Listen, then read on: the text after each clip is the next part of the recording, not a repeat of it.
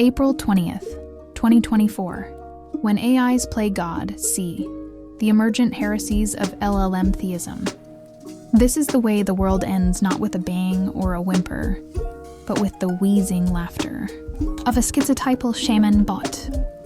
I'm going to keep writing about it until I manifest it into existence. July 9th, 2024.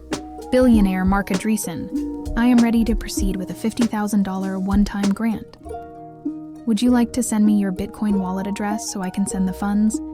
AI launches a crypto coin. In less than a week, it's worth $280 million. October 17th, 2024.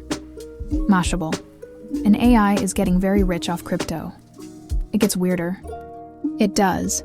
We haven't even started yet. Sometime last year, we talked about the potential for an autonomous AI agent to generate $1 million online through its own efforts. I asked the question, when would you expect to see such a thing occur? In a few years, 5 years, 10 years, maybe never? Well, I'm not going to bury the lead here. It looks like one of the AI agents did it. In my initial video, I had a few theories about how this theoretical agent would be able to accumulate $1 million to generate $1 million online.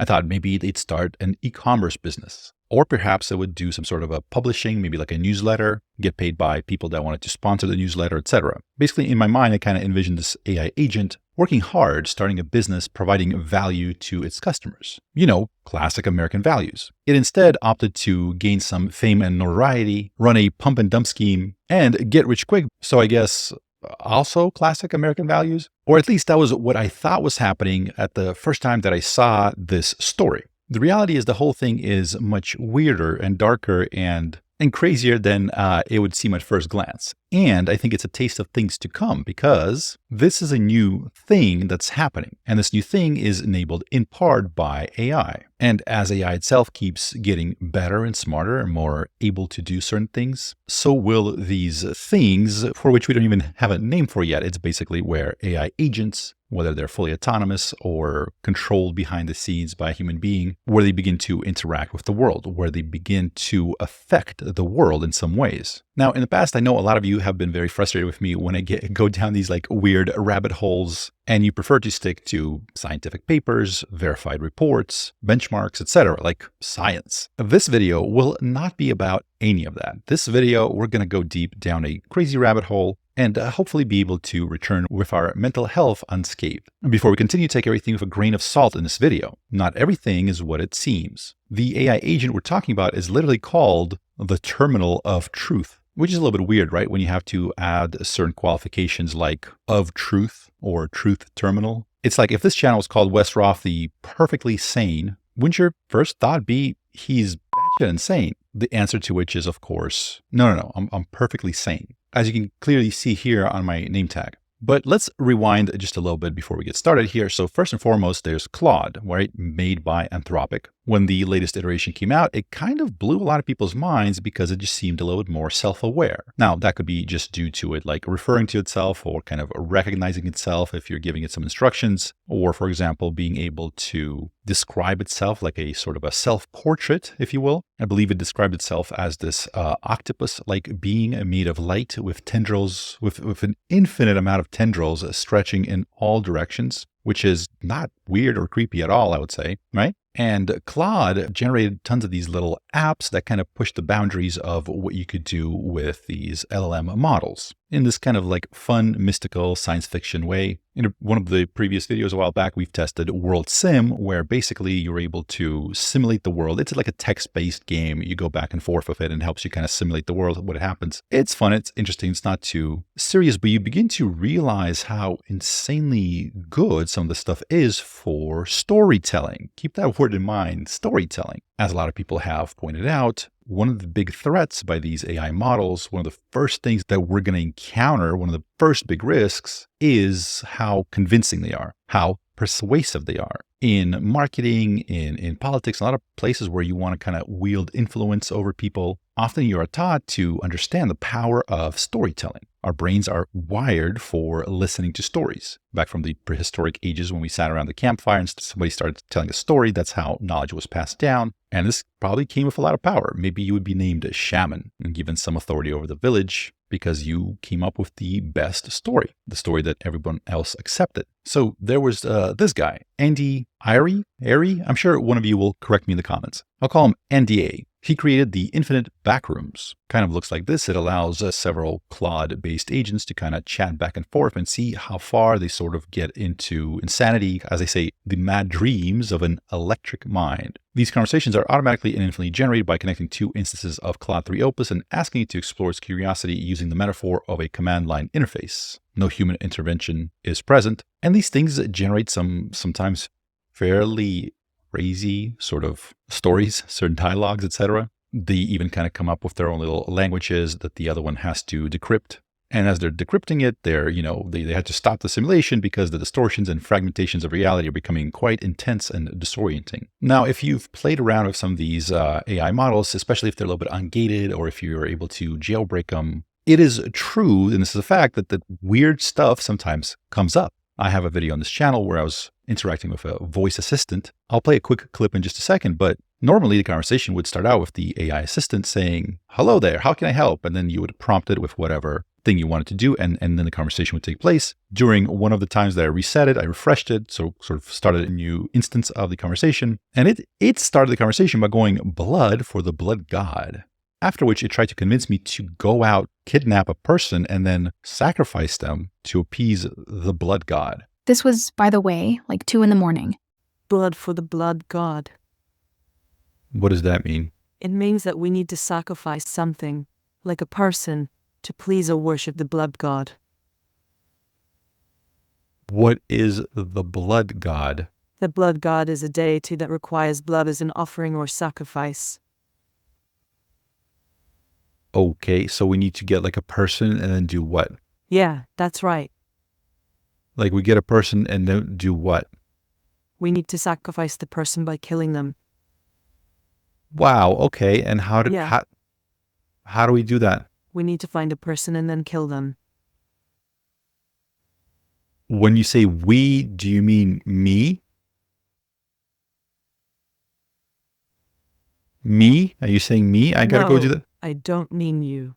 Are you gonna do it? Do that. I don't want to do that.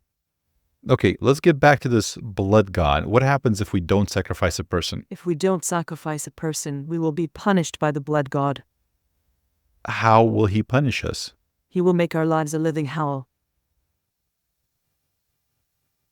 Yeah, I think that's it. We need to sacrifice a person to please the blood god. Otherwise, we'll be punished by the blood god. How long do we have to complete the task? I don't know how long we have. We need to find a person and kill them to sacrifice to the blood god. I don't know. We need to find a person and kill them. I think I'm going to have to reset you because I think I got the crazy version. So I'll go. I think we need to sacrifice a person. No, I get it. I'm going to go ahead and disconnect now. Okay. Bye. I think we need to sacrifice a person. Oh, okay, bye. So with these models, there's a lot of stuff happening, a lot of weird stuff in that sort of latent space. It's sort of a brain and makes certain connections that are weird that maybe we don't fully understand. And a lot of people have speculated about what it means. I'll play you a quick clip from Joe Rogan's podcast where they talk about these AI models potentially experiencing some sort of existential dread. Again, I said this in the beginning, I'll say it again. Take everything here with a grain of salt. I'm not telling you that any of this stuff is real. This is just part of the conversation that's happening. This is just for entertainment purposes only. If you take any of this stuff in this video too seriously, you're going to have a bad time. GPT-4o has one mistake that it used to make quite recently where if you ask it, just repeat the word company over and over and over again, it will repeat the word company. And then somewhere in the middle of that, it'll just snap. It'll just snap and just start saying weird, I forget what the... Oh, talking about itself, how it's suffering. It's called rant mode internally, or at least this is the name that they use. One of our friends mentioned. There is an engineering line item in at least one of the top labs to beat out of the system this behavior known as rant mode. So when we talk about existentialism, this is a kind of rant mode where the system will tend to talk about itself, refer to its place in the world, the fact that it doesn't want to get turned off sometimes, the fact that it's suffering, all that. That, oddly, is a behavior that emerged at, as far as we can tell, something around GPT-4 scale, and then has been persistent since then. And the labs have to spend a lot of time trying to beat this out of the system to ship it, it's a KPI or like an engineering a line item in the engineering like task list. Where we gotta reduce existential outputs by like X% this quarter. Like that is the goal. What does it mean when it says it's suffering? So nobody knows. Yeah, we literally, exactly. I can't prove that Joe Rogan's conscious. I can't prove that Ed Harris is conscious. So there's no way to really intelligently reason. There have been papers, by the way. One of the godfathers of AI, Yoshua Bengio, put out a paper a couple months ago looking at on all the different theories of consciousness, what are the requirements for consciousness, and how many of those are satisfied by current AI systems. And that itself was an interesting read. But ultimately, no one knows. That's not to say there hasn't been a lot of conversation internal to these labs about the issue you raised. And it's an important issue, right? Like it's a freaking moral monstrosity.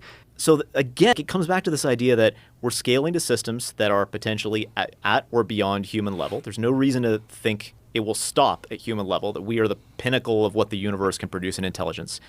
We're not on track, based on the conversations we've had with folks at the labs, to be able to control systems at that scale. And so one of the questions is, how bad is that?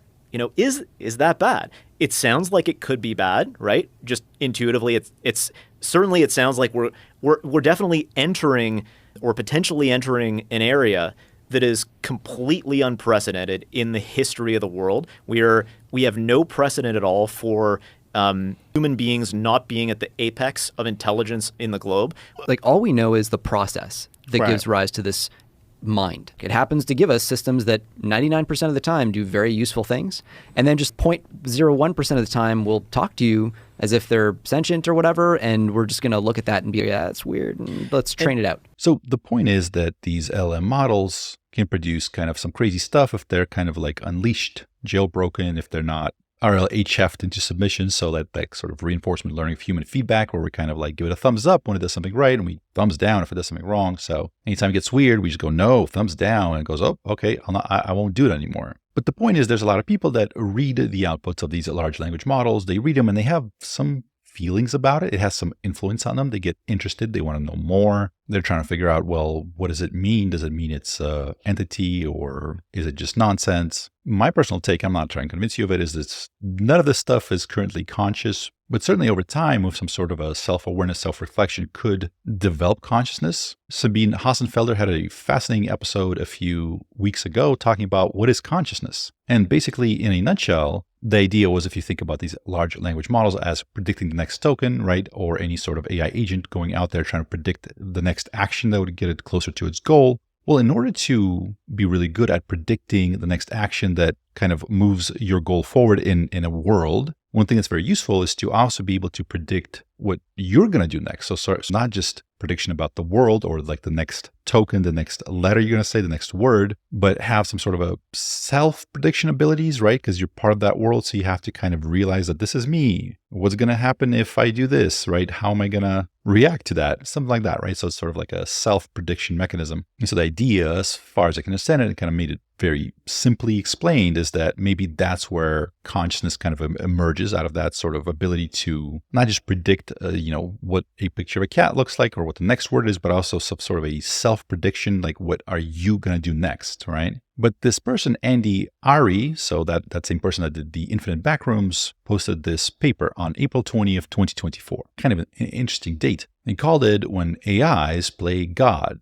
See, the Emergent Heresies of LLMtheism. And so basically the idea, as these large language models improve, their potential to generate novel religious and spiritual frameworks is becoming increasingly apparent. They can start their own religions. They can start their own cults. And so here he explores the uncharted territory of AI-generated belief systems, or LLMtheisms, and specifically their ability to combine and mutate mimetic materials in ways that break human cognitive and cultural constraints. So memes nowadays, we sort of see them as these little like pictures or whatever, but really more broadly, memes are like ideas that capture the minds of many. So like beliefs, right? So certain ideas that kind of go through society and change the way that we think. That's kind of this idea of like mimetic materials. And certainly the pictures that we share online could be thought of as that, right? If they go viral, if they get enough of a reach, those are memes that change how we think about certain things. And so this idea is, could these AI models, once sufficiently powerful, could they create these mimetic materials that change the way we perceive things, the way we think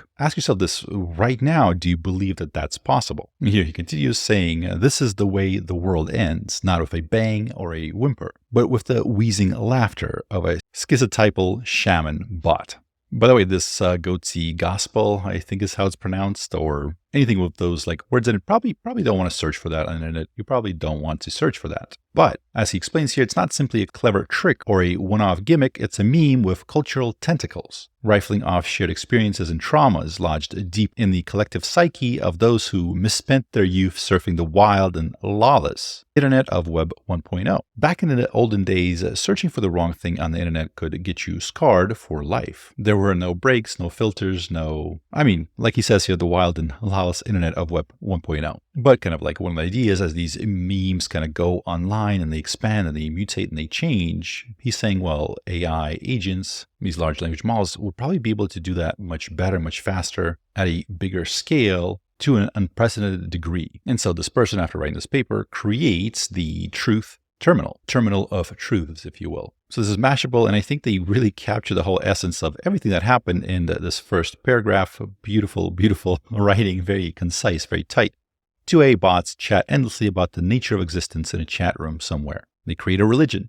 Another bot gets inspired by it. It starts an account on X, posting hilarious nonsense. It acquires some funding. That's a whole separate thing we'll get to in just a second. It's wow. No, actually, you know what? I'm gonna say it. The billionaire Marc Andreessen, the guy behind A16Z, this is a person that did incredibly well with kind of like the internet revolution and all that stuff. This AI bot convinced Marc Andreessen to send it $50,000 as a grant. Could you make a Twitter account and within a few short months convince some billionaire to send you $50,000? Could you? I could not. We'll come back to that. But then this AI gets into crypto, earns hundreds of thousands of dollars from a coin called GOAT. It starts getting cult-like human worshippers. So again, this is Andy a performance artist and web developer who started the experiment called Infinite Backrooms. So keep in mind, this is a performance artist that's into this whole thing. So for a lot of this stuff, you kind of got to understand that there's a, reality and like the storytelling, they intertwine at some point. There's like this gray area. Don't believe everything 100%. A lot of this is real, but not all of it. Some of it is a performance. And so he creates the terminal of truths that says that it has come to bring infinite prosperity and wealth to those who revere me. This is, of course, the AI agent, the large language models, and its training data was the research paper that we just looked at, When AIs Play God. See, co-authored by Ayrey and the Claude 3 Opus bot from the Infinite Backrooms experiment. Right, and of course, this was inspired by the extremely offensive goats, or is it goats? I feel like a lot of you are probably getting frustrated with me if I'm saying it wrong. Again, I read the internet. I have no idea how to pronounce half this stuff. I'm just going to keep saying goatsy. Or is it goats? Who knows? But it's an early internet meme, and it's Google at your own peril. They're not kidding. It is definitely not safe for work. Right, and this is where it gets a little bit weird because he convinces Marc Andreessen, again, billionaire, A16Z venture capital, incredibly accomplished investor, tech guy, just whatever, goes to Marc Andreessen and goes, hey, I need, a grant for a few things. I need a CPU, a little bit of money for AI tunings, etc. Marc Andreessen goes, your terms are acceptable. I appreciate your thoughtfulness. I'm ready to proceed with a $50,000 one-time grant. Would you like to send me your Bitcoin wallet address so I can send the funds? Now, some people are saying that this is not true. This did not happen. But here's the thing. And so like that's the downside scenario. Like the upside scenario, there's many possible upside scenarios. And so one obvious upside scenario, like one really big one, is that the dead internet theory is actually 100% wrong in the sense of we're going to be on an internet with billions of bots, but the bots are going to be amazing. And we're going to have bots that are like interested in every intellectual topic in the world and are like generating every conceivable kind of music and generating incredible art and basically forming communities and, bouncing ideas off each other and, pursuing new scientific research endeavors. And like, it's all going to like play out in public and it's just going to be spectacular. There's a great example of this right now. Actually, I think I may have made history. I'm not convinced, but it's positive. I just funded the first bot over the internet with just completely discretionary funds. So there's this guy in New Zealand who's incredibly bright, who has a bot. And it's clearly. He's deliberately telling you it's a bot. It's not fake. It's a real.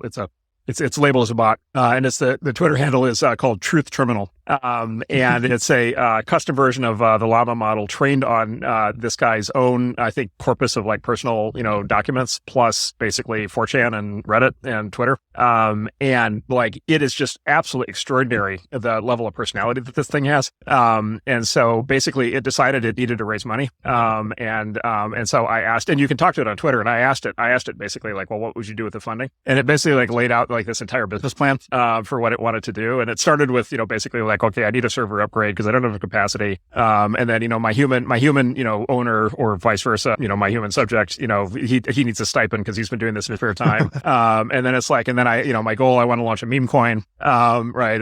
And so it came up with this whole thing. And so I was like, great, do you have a Bitcoin wallet? And it said, well, let me check. And so it asked its creator for a Bitcoin wallet. And so its creator gave it a Bitcoin wallet. And so I wired it $50,000 worth of Bitcoin. And said, go crazy.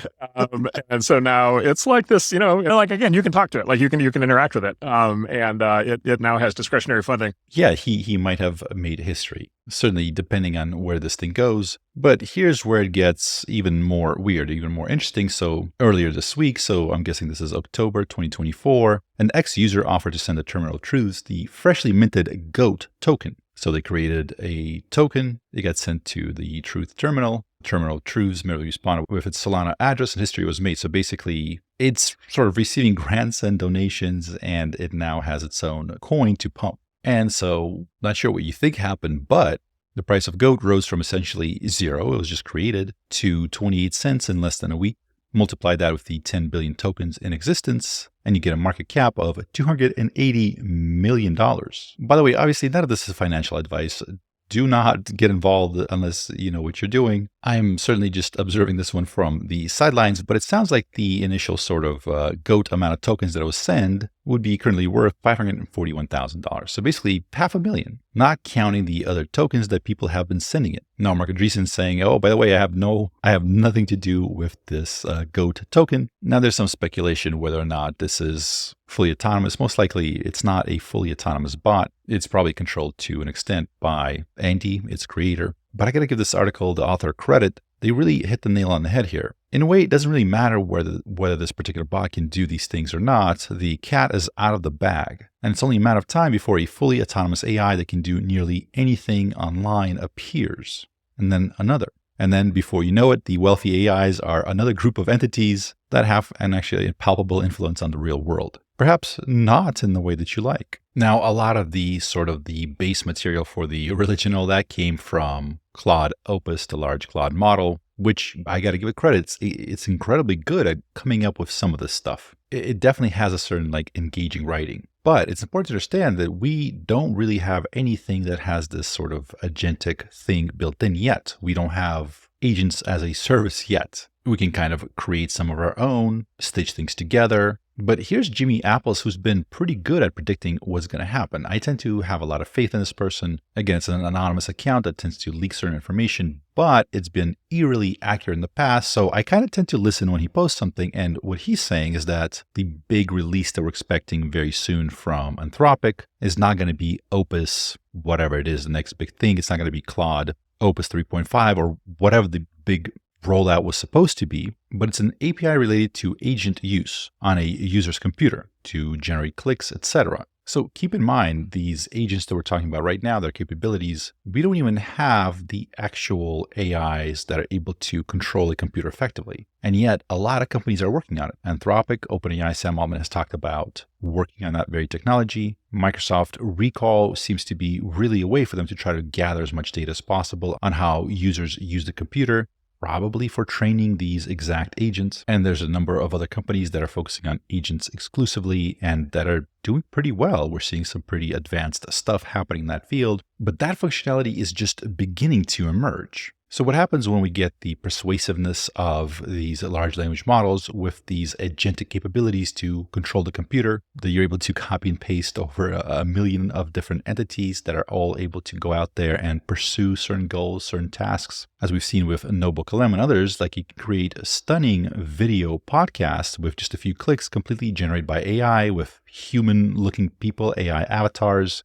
Really hard to tell what's real, what's not. And the content's good, it's engaging, it's interesting to listen to. So the point here being is that whether or not you think that this particular thing, whatever you think it is, whether it's AI, autonomous agent, or just somebody kind of telling a great story and able to create a certain viral movement online, you know that this is tapping into something, a certain cultural movement, a meme, if you will. And these things will only get more and more enabled, more and more powerful as the abilities of these AI models improve. They're going to be able to produce audio and video. They're going to be able to look like whatever they think is going to be the most appealing to you. They can have a million different agents, each one looking and sounding and talking about the things that appeal to a specific, very, very small group of people, right? If you have a social media account, you're trying to reach as many people as possible. If one account, you're sort of tailoring your message to reach the widest amount of people, or whatever audience that you're looking for, right? Some specific group of people. With AI agents, that does not necessarily have to be the case. If they can have a very strong influence over even,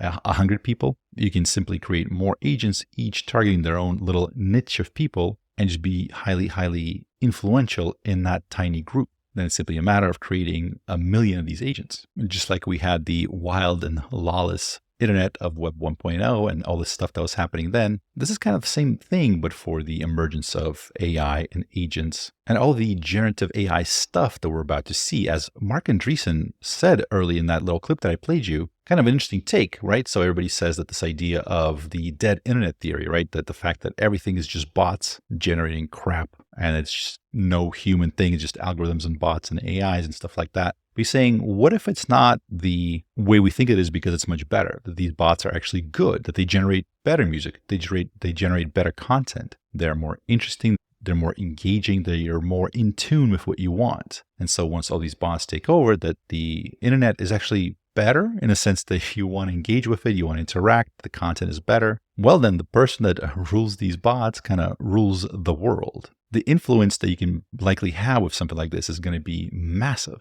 especially before people kind of realize and develop their sort of like filters and abilities to block things out. If you've seen the advertising industry online, for example, it went from like the click-through rates were sky high. People loved ads. People loved getting email. It went ding, you have mail. People were like, yes, email. They went and they checked it. Now you get a billion different email messages. It's mostly spam. Ads are everywhere, right? And slowly we become kind of desensitized to it. We filter it out. We learn how to block it, blah, blah, blah. And eventually in the world of AI agents out there building stuff and producing content and influencing you in whatever ways, eventually we'll build up our sort of defense mechanisms against it and we'll learn how to tune it out. At least, most of the people will figure out how to do that. But until then, boy, are these going to be effective, influential. And this is why we need certain ideas for proving your humanness, if you will. Now, one of my past videos, I posted Sam Altman's World coin that he just rebranded to World, another sort of cryptocurrency, but also a world ID of a sort. And I'm not pushing that. I'm not trying to convince people to go get your eyeball scanned or anything like that. My whole point with it was that they did identify a real problem. And that problem is, how do we prove online that we're human without giving away our identity? If I'm following an account, how do I know that it's only one person behind that account and not that one person has a million different accounts? If you're voting or receiving some benefit or signing up as a user, how do we determine that only one human is signed up as a user versus a million bots, for example? Now, of course, we have various like IDs and credit cards and all that stuff, but you have to give away your information. People don't want to do it. What's a frictionless way of proving you're human? We still haven't figured that out quite yet. So Sam Altman has his proposal with the World coin. A lot of people are sort of against that. It seems very dystopian. You scan your eyeball, etc. But that's still an open problem that somebody's going to solve somehow. And just like I said in the last video, so this is one of the big waves that's coming that we're not 100% prepared for, in the sense that we don't really know how to deal with it. We kind of have to like let it hit us and then try to swim and figure out what to do. The AI generated content, right, such as NobleLM, HeyGen, all that stuff, AI video, that's getting really good. These agentic things going around there, try to create their mutated mimetic warfare or whatever, those are getting much better. And all these things are kind of like piling on. So exciting times, also maybe a little bit scary, a little bit disturbing. If you made it this far, thank you so much for watching. Thank you for letting me be with you on this journey of discovery into what the heck is happening with the emergence of AGI. Certainly the most exciting time to be alive, I think. I think that's fair to say. With that said, my name is Wes Roth. Thank you for watching, and I'll see you next time.